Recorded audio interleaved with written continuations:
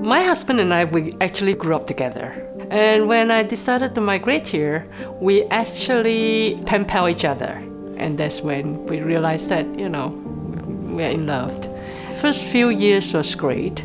Other than his diabetic problems, we don't see a major issue until one day the doctor told him that his kidney is failing.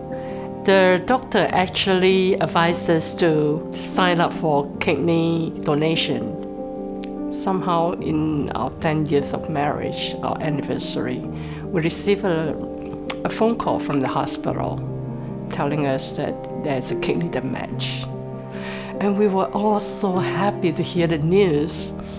So we went to the hospital, preparing for the transplant, not knowing that 3 months down the road, to find out that the lady who gave her kidney died of uterus cancer. 7 months down the road, my husband was taken away from me because of the cancer that was built into him. I've tried many times to contact my first lawyer, and the answer is always wait, wait, and wait. One morning while I was driving to work, I was listening to the Christian radio station, and I came across Dan Buttafuoco saying that if you have a lawsuit going on and it takes years and you still haven't resolved, come to see me now. And that's where I decided to pick up the phone and call.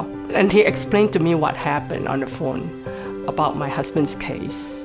And he said, I'm really concerned, come and see me. And that's when I hear his voice, it's so fatherly light and with so much passion. To me, at that moment, I feel like he's for real. And to him, he sees that the chances of winning the case is very, very, very slim. And he explained to me that God says in the Bible that you're supposed to help the widow.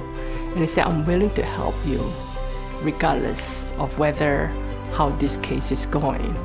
I lost the case, but at the same time, I wasn't disappointed because now the organ donation has to scan through their organs before giving it to another patient.